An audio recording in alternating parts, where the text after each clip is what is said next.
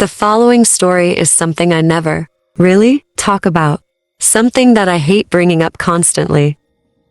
But I feel like I need to get it off my chest. It happened around 2 spring breaks ago, but it continues to traumatize me to this day. I'm an Instagram model and an aspiring supermodel from Glendale, California, a city in the greater LA area. My modeling career was starting to really take off. I was getting some clothing brand deals and was starting to get our higher amount of followers. I eventually expanded my income sources from just Instagram modeling to other things. One of them was OnlyFans. I started an OnlyFans account where my followers and fans can pay to see more exclusive photos of me, and that seemed to be going great. I never got any requests from any creeps, and people were overall accepting of my decision.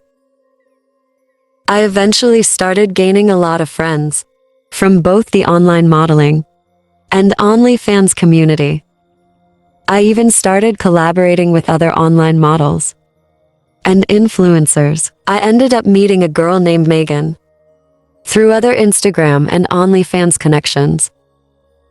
Megan was actually newer to this whole gig than me, but was gaining traction even quicker.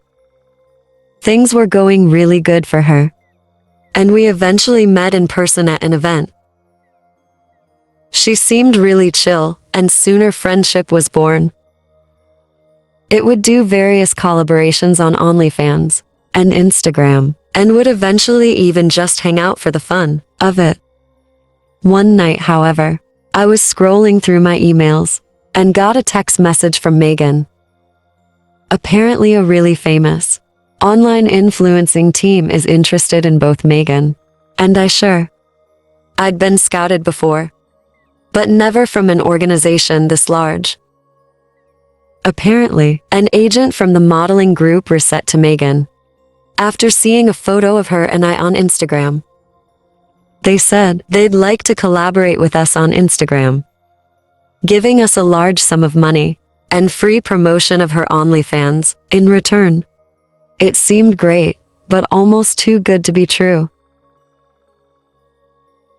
I want to confirm myself that this was a legitimate agent, not some sort of troll or scam. When I checked the supposed agent's profile, everything seemed to check out. He had a lot of followers, real posts, and a professional page. His email had a proper domain on it too. This was really happening. Megan and I immediately asked the agent for more details and explained to us how it worked. They were based in San Diego, about 2 hours away from us in La. They wanted to do a quick photo shoot with both of us in it and discuss future opportunities. While we were there, they claimed they had booked out a hotel room in the south of San Diego, and they do the shoot at a local beach. It seemed legit, so we set up a time and booked a bus over there. I was excited, but not as much as Megan, though. Megan was thrilled for the whole idea. She had only been at this for about a year now. She was working with the big companies already. It was like a dream come true for her. We eventually arrived at the hotel, and while it wasn't a 5-star resort, it was decent. You were greeted by an unusually casually dressed man at the front door. "Megan and Lisa, right?" he asked us, the grin on his face. "Yes, that's us," replied Megan jubilantly. "All right, follow me. We got a room booked for you guys upstairs." The man guided us to our hotel room and we unpacked. Megan was still ecstatic. "Can you believe this is happening?" she asked. I was happy too, but I kept doubting her decision. The man who escorted us to our room didn't seem very professional, but hell, he could just be having a long day. Eventually, we got a knock on the door. It was the man from before. He said he'd take us to the venue once we were ready. And we were. He picked us up in a rather nice car. But something didn't add up. He claimed it was the company car, but it clearly had a local rental sticker on the license plate. I again shrugged it off and got in the car. Throughout the car ride, he kept eyeing us from the rearview mirror. He asked us a few basic questions, like how was our flight and where we were from. He really wasn't that inviting, especially for a brand ambassador. I started wondering again whether or not this was a bad idea, and whether I should ruin Megan's mood and let her know of my concerns. But my thought was interrupted by the car coming to a halt. We had arrived. It was a small and secluded beach area, and honestly, it was beautiful. We were going to be doing our shoot on a boat, which is parked at the shore, and we would be traveling to a small, nearby island with another beach on it. On the boat was about 4 to 6 men, middle-aged, and seemingly they were the camera crew. The boat was actually quite large. It was no yacht, but it did have an upper deck and a lower floor. The whole setup was a bit unusual, especially for a company of this size. I didn't see much equipment or a supervisor at all. No director. No makeup artists, just the men. Before we all got on, they searched through our handbags and said they'd hold on to them for the ride. This was really starting to alarm me. But the boat started moving, and we were on our way.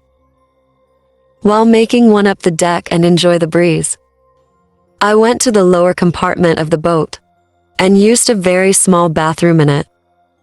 As I was washing my hands, I couldn't help but think of how odd this whole gig was.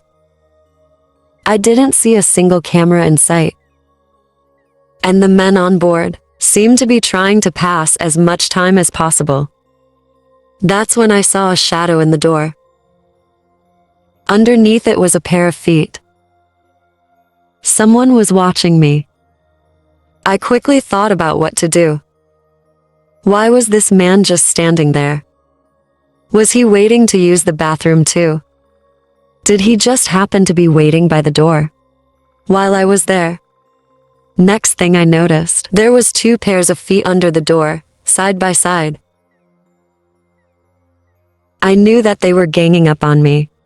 At this point, I mustered every last bit of courage in me and barged open the door, knocking both of them over. While they were down and in pain, I quickly thought of what to do next. But that's when it hit me. Megan was still at the top deck. I then heard violent trashing, followed by Megan's muffled screams. I quickly ran up the stairs, only to be tripped over by one of the men. I grabbed a water bottle from nearby and threw it at his head. That seemed to keep him off me for a bit. But as I got on my feet and tried to run towards the room where Megan's screams were coming from, he tried to headlock me from behind. I violently trashed around and bit down on his hand as hard as I could. He yelled in pain and threw me off to the side. I tripped over the side railing and landed in the water, still hearing Megan's screams all muffled up. I tried to swim back to the boat, but it was useless. I somehow managed to float back ashore and was taken in by a local lifeguard crew. They took me into the emergency room, where they tended to my fight wounds, and I explained to them and the police everything that happened. The boat, the hotel, the rental car, the sketchy men. They managed to make 1 or 2 arrests in San Diego, but the men who took Megan were never found. The police believed that they had crossed into Tijuana and were somewhere off in Mexico. They even tried getting Mexican law enforcement in it, too, but they couldn't find anything either. Not even the hotel and car rental company had any answers. I was shattered. I lost my best friend, solely due to the fact that I didn't want to speak up on my suspicions. When I asked the modeling agency how they could just let this happen, and how they could hire people like this, they promptly replied to me, stating that they never hired a man of this name. The account, the followers, the photos, the email, all of them were fake, turns out. The entire thing was some sort of lure for a human trafficking ring. And Megan and I were the victims. To this day, I still don't know where Megan is. This incident has left me traumatized. And left my career changed permanently. The story I'm about to tell you is something that I'm still in disbelief of today. Crazy things happen all the time, but even with that in mind, the situation I was knee-deep in was, honestly, unfathomable. I struggle to even listen to the words OnlyFans without shuddering today. This happened when I was in college, so really not that long ago. I was an engineering student, and I would often find myself in the library, either doing work or catching up with other students. In my college, the library was an interesting place.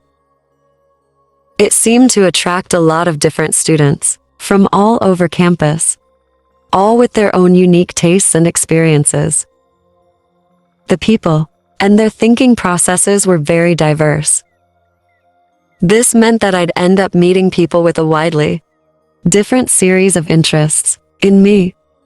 One of them was a beautiful young woman named Rose. We initially struck a conversation over something casual, like our shoes or the weather, but soon consider ourselves decent friends. We eventually added each other on social media, and that's when I noticed it in her Instagram bio. She had an OnlyFans now. I personally didn't care that much. It's honestly something that we're starting to see more and more in our day and age. But I eventually realized that Rose's OnlyFans was actually quite the topic on campus. Most people I'd met seemed to have some opinion or another about Rose's OnlyFans. The opinion seemed to be split into different ways. One being impressed with her confidence in the fact that she's open about having an OnlyFans, and the other half being critical of her, feeling like she has no respect for herself, and feeling that she'd do anything for money. Now, I personally didn't care that much. But one night, Rose seemed to be doing some sort of promotion on her OnlyFans, and my curiosity spiked. She was giving out a month of free content, and seemingly trying to gain a bigger audience. I was signing up for an OnlyFans. Wasn't exactly on my list of plans for that night, but she was giving it out for free, and I figured I should check it out. After all, the whole school was talking about it, so I used a spare email of mine and signed up. It wasn't anything out of the ordinary, to be honest with you, nothing unexpected. Sure, it was somewhat awkward seeing Rose and photos like that, but hey, what was I expecting? I took a look at her subscriber count, and she seemed to have quite a lot of them. I could imagine that she's making quite a lot of money with this. A week or two passed by, and I honestly forgot that I even signed up for an account. It was interesting and all seeing Rose's OnlyFans, but I honestly had better things to do. But eventually one of my college friends told me that something happened. He told me frantically to check her OnlyFans and social media. I opened my OnlyFans inside. She had been kidnapped on her OnlyFans and Twitter. with a photo banner with text in it. It stated that she'd been kidnapped, and the kidnappers were looking for a lot of ransom. It mentioned that we had a few days to get the money in. Otherwise, they'd harm her or kill her. They also included the detail that she's being kept at a secret location, so that they make sure that we wouldn't find her. This had to be some sort of joke, right? Immediately, message her various times on every single platform. No response. I asked around other people as to what they got from her. They got no response either. All of us were in a panic state. We had no idea what was happening or what to do. Was Rose playing some sort of sick joke? Was she okay? That's what it hit us. Rose hadn't been seen all that past week. At that point, we knew that something might have actually happened. No one, not even her close friends, had a clue where she could be. We waited for another day, wondering when she dropped this sick sort of joke. But that never happened. We started looking for her. Everyone on campus looked up and down the place for her, but there was no sign. Whether it was her usual hangout spot or less known places, there was absolutely no trace of her. Every square inch of the university. We then asked her professors, and they said the same thing. Her attendance report revealed that she had been absent the whole week. Things just kept getting weirder and weirder. Some of her close friends even contacted her family, asking where she was. But none of them knew where she was either. We were really starting to get worried at this point. But we didn't want to start paying the ransom just yet. After all, the kidnappers could just keep increasing the price. Several reports were signed to the university, and eventually, a missing person case was submitted to the police. It started off with campus security, looking around and scanning for where she could be, but evolved to a full-on police warrant and search investigation even. The cops were a bit stumped with the whole situation. They'd obviously seen kidnappings before, but asking for a ransom on an online platform, that wasn't exactly heard of. The police looked around the university themselves, but there were still no sign of her. Eventually, a warrant for the search of Rose's home was finally approved, and we all looked inside her door. The apartment seemed completely normal, but her essential items, such as her pillows and laptop, were all gone. From this, we concluded that she might have been kidnapped while she was leaving and going somewhere. The police took a look at the security footage and noticed that her car seemed to have left the parking lot the supposed day of the kidnapping. The investigation was just getting weirder and weirder. All of us were extremely worried. We knew that someone or the other would have the motivation to kidnap Rose. After all, she was a wealthy, famous, and attractive young woman. She interacted with people online on a daily basis. There had to be some sort of creeper. Psycho wanted to harm her. People that already started submitting small amounts towards a ransom. They just didn't want to take that risk of leaving it be a day later. And it was trending all over social media. #SaveRose. The story even hit county news. Everyone in a 20-mile radius started talking about this. And eventually the police started to work. Over time, they felt, with the amount of publicity this case was getting, it really wouldn't look good on their part if they didn't find her. Eventually, the state troopers got involved too, and they started looking for her as well. The search continued, and with it our worries. Eventually, the ransom was paid off. So many people had pitched in small amounts of the money. Goal was hit. Was she free? Will the kidnappers just keep raising the ransom price? A few hours went by, but there were still no answer from Rose. We were at the peak of our fear. Normally something would happen by now, right? But no. None of us got an answer, but that next day, everything was answered. A highway patrol officer spotted the vehicle. That was registered to Rose. It also was reported missing at the time.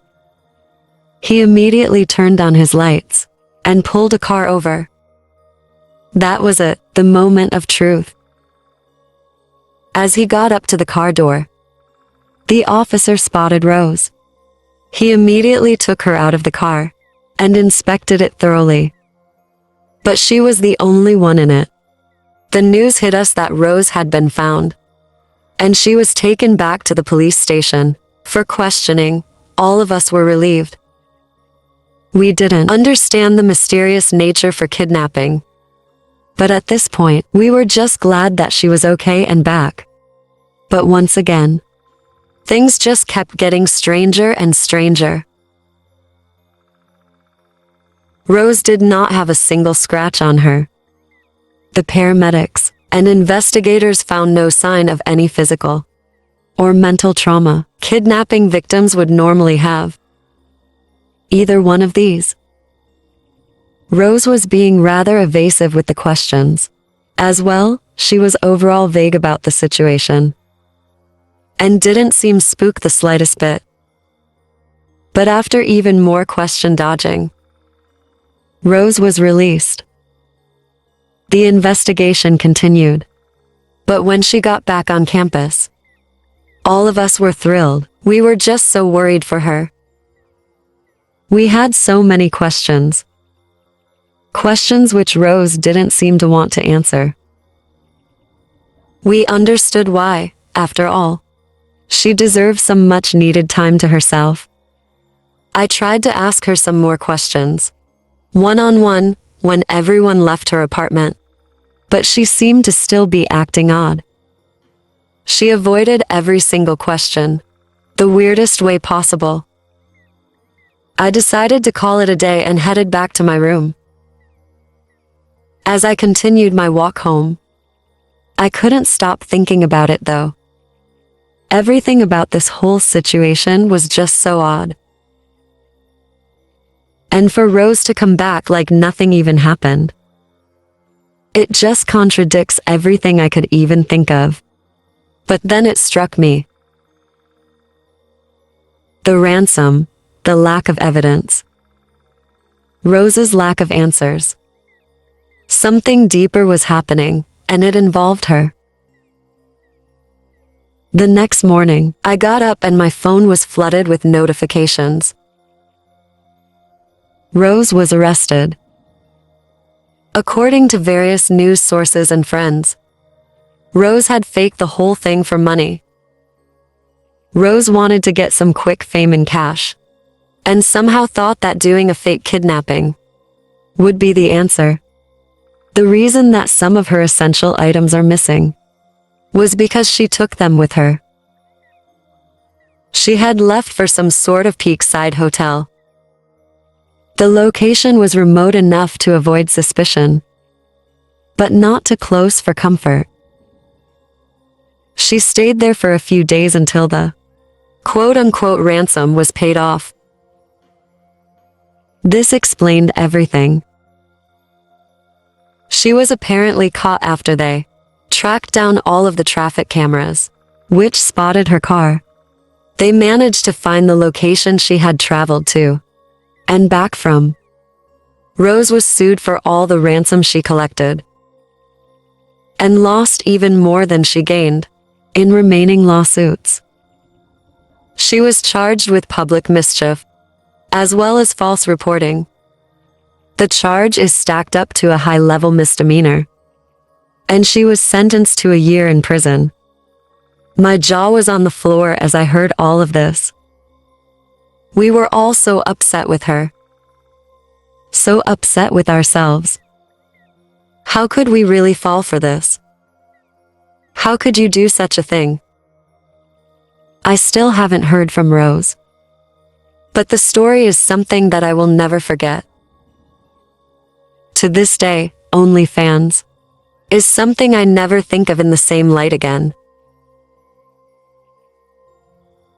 What I'm about to tell you is something that you probably won't even believe happened. Hell, not even in my wildest dreams that I fathomed something like this occurring. I can't even put into words how awful my fear and anxiety was that day. Never in my life have I had to actually fear for my safety. But needless to say, I definitely will not be using OnlyFans ever again. This actually happened when OnlyFans was not that known. It was around 2017, which was 1 year after OnlyFans was founded. I came across a page, which I was rather intrigued by on my Instagram feed. I stumbled across a very cute girl from my hometown, but I never really knew her. This was a time in my life where I was really introverted and rather socially awkward. So I had a lot of people added on my social media, who I probably never even talked to. The only reason I even had Facebook and Instagram was to fit in as a college student. For reasons unknown, many very attractive women would always add me back. On Instagram, I initially thought this was due to the fact that we had mutual friends, or that I was just a very handsome man. But I eventually learned that following back was just a tactic to get more fame. It wasn't because of my charming looks. Now, I was the kind of guy that would constantly like and comment under many hot girls' posts on Instagram. Some would call me a simp. Whenever I got a reply or like back from one of these women, I would immediately go to the PayPal or Cash App in their bio and leave them a huge tip with the thank you note. For some reason back then, this was my ego booster. I'm not exactly proud of this behavior today, but keep in mind that I was a rather different person back then. The sad part was my social anxiety prevented me from even deeming those girls. I didn't even try to make small talk with them. As sad as it is, I honestly expected these women to just ask me out and start giving me attention with all these donations I gave them. So, with all of this in mind, you could imagine I was rather thrilled to see a new link in one of my favorite girls' bios. I immediately opened it, and I was pleased with what I saw. The website was called OnlyFans, and now I could just subscribe and see any girl I want and dress, without having to constantly pay them and annoy them in the DMs. Even though I just found out another new money pit, I felt like I'd want $1 million. So I did what I'd naturally do, and I subscribed. I wanted to believe that I was her first subscriber, and it really did seem like it at first. Initially, she seemed a bit shy. She wasn't showing much of her body, and obviously this upset me. I was expecting a lot more for my $15 a month. What she was posting seemed to be things that you could just post on Instagram. There was no nudity whatsoever, no nipples, no nothing. But me being the simp I am, I thought if I somehow just kept the subscription, she noticed me and eventually texted me first. A few months went by, and things seemed relatively normal. She started posting some nude photos, but somehow I wanted to see more. Aside from college, I was working at Starbucks, and I put all of my money into donations for her.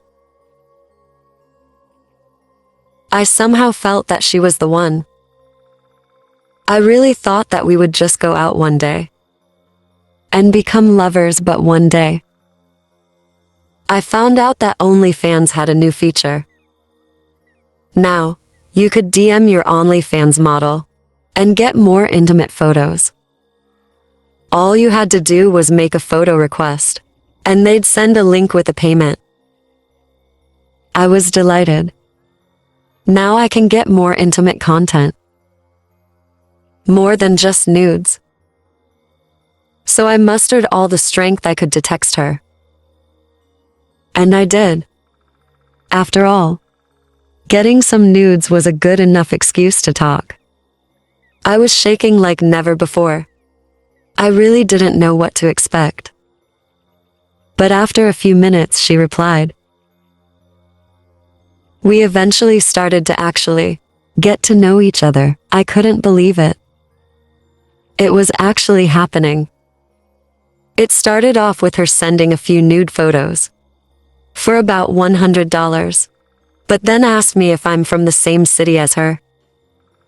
After looking at my profile on Instagram with the same username, which happened to be my full name, unfortunately, she realized that she'd come across me a few times in public before.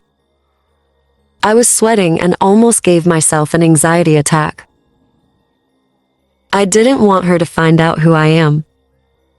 Normally online, I'd give myself a name, like one of my favorite video game characters. But this time, my browser automatically filled in my real first and last name, and I hit continue. I struggled to think of what to say. My mind was racing. She definitely had some mutual friends with me. And if they find out what I did online, they mock me endlessly at college. For some time, I tried to think of a way to escape the situation or leave the conversation, but I couldn't quite figure out anything. So I just answered with yes. From then on, we both got involved in an actual conversation.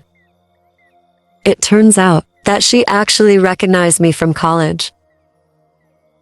She had seen me in person various times.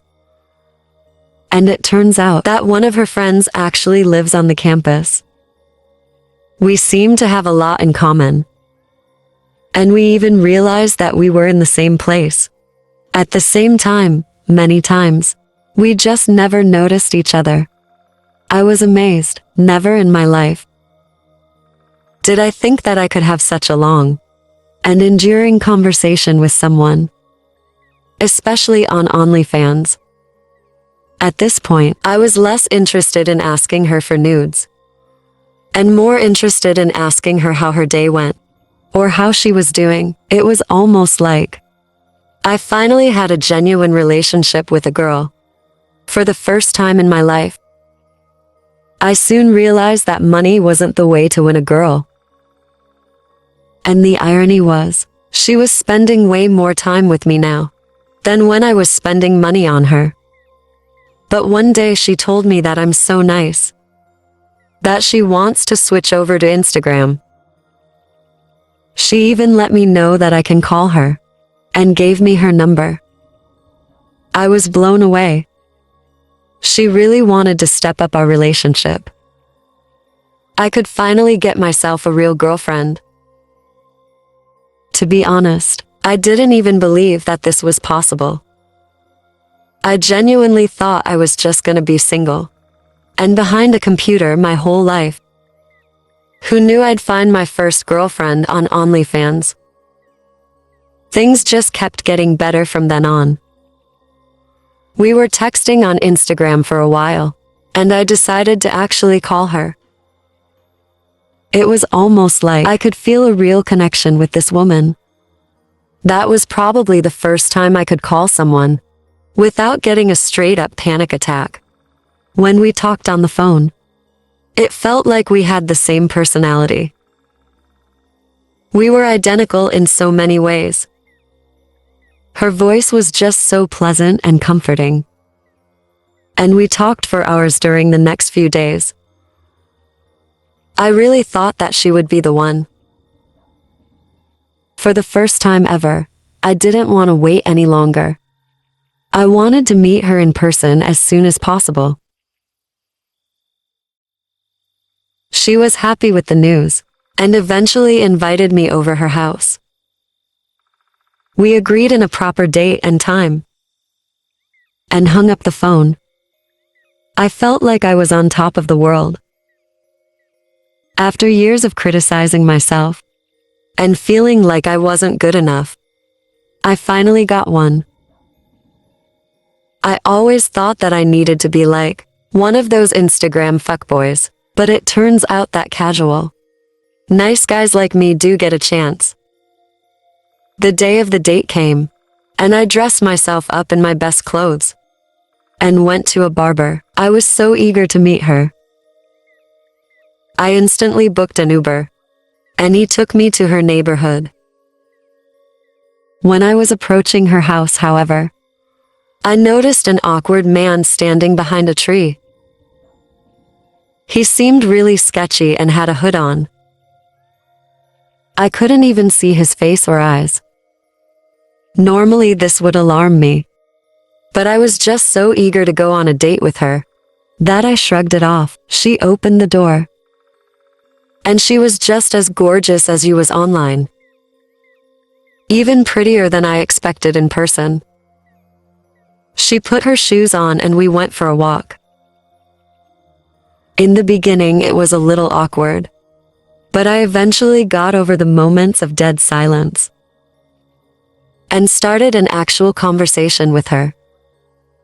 She seemed a bit nervous too, but once we got the ball rolling, everything went well. We had a really good conversation and didn't stop talking till the end of the date.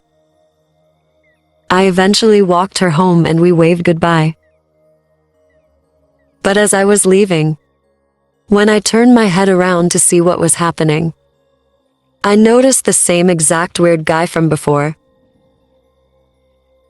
He was awkwardly approaching me at first, trying hard to hide it by looking around or avoiding eye contact.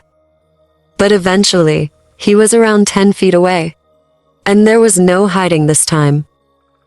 "Hey you," the man asked. Yeah.